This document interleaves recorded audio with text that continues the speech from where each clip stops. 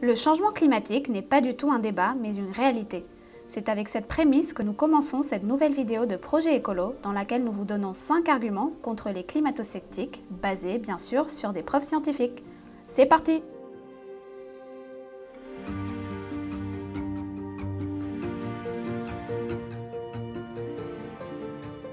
Numéro 1. Comment peut-il y avoir de changement climatique s'il fait froid? Commençons par un argument climato-sceptique classique. Comment le changement climatique peut-il se produire alors qu'il fait froid? La réponse à cette question est l'une des plus faciles à argumenter. Le fait que des températures basses soient enregistrées à un endroit et à un moment précis ne signifie pas qu'il n'y ait pas globalement de réchauffement climatique. Le fait de se concentrer sur une donnée spécifique ne prouve rien, car en moyenne, sur toute la planète, il est indéniable que les températures sont en hausse, et ce, même en hiver. Les périodes de chaleur sont beaucoup plus importantes et la tendance va vers une augmentation de la température globale. Deux exemples simples. On constate également une nette tendance à l'augmentation des températures minimales enregistrées. Il a été observé que le nombre de vagues de chaleur augmente et que celles-ci durent à leur tour plus de jours avec des températures extrêmes. Numéro 2. L'eau est un gaz à effet de serre plus puissant que le CO2. Est-il vrai que l'eau à l'état de vapeur est un gaz à effet de serre plus puissant que le CO2? Eh bien oui, cette fois cet argument n'est pas un mensonge, mais ce n'est pas quelque chose que les scientifiques veulent nous cacher. Cela signifie-t-il donc que le CO2 n'a pas d'importance? Bien sûr que non, car cela ne nie en rien le rôle du CO2 en tant que gaz à effet de serre et l'augmentation de température qu'entraîne l'augmentation de sa proportion dans l'atmosphère.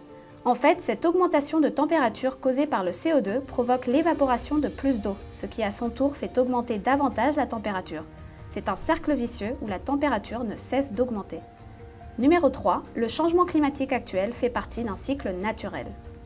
La seule vérité entre guillemets est qu'il est vrai qu'au cours de l'histoire, la planète a connu plusieurs changements climatiques, mais le changement climatique actuel est sans précédent, car il n'est pas seulement important de savoir de combien de degrés la température augmente, mais aussi la rapidité avec laquelle cette augmentation se produit.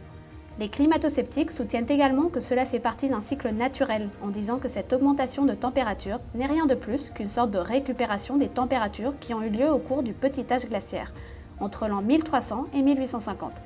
Et que nous allons entrer dans une période chaude, comme c'était déjà le cas dans la période chaude de la fin du Moyen-Âge, entre l'an 900 et l'an 1300. Mais il y a deux défauts importants dans cette évaluation. 1.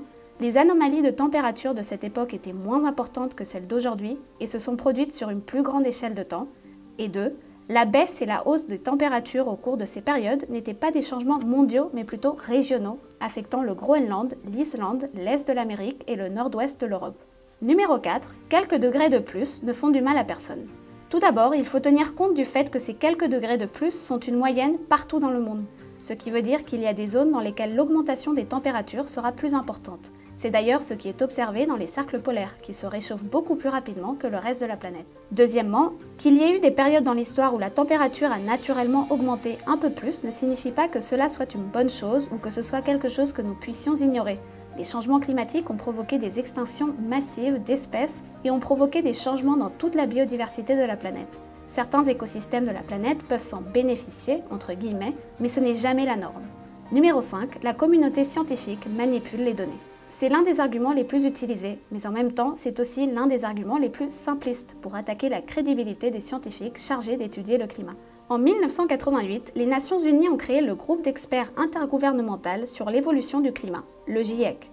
Il se compose de milliers d'experts de plus de 100 pays qui contribuent volontairement à examiner toutes les études sur le changement climatique du monde entier et à en tirer des conclusions.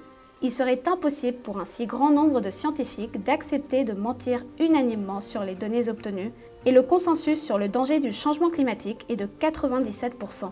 Enfin, n'oublions pas que des millions de dollars sont investis pour perpétuer le déni du réchauffement climatique, car cela revient moins cher pour certains secteurs que de changer le modèle économique actuel. Et c'en est tout pour la vidéo d'aujourd'hui.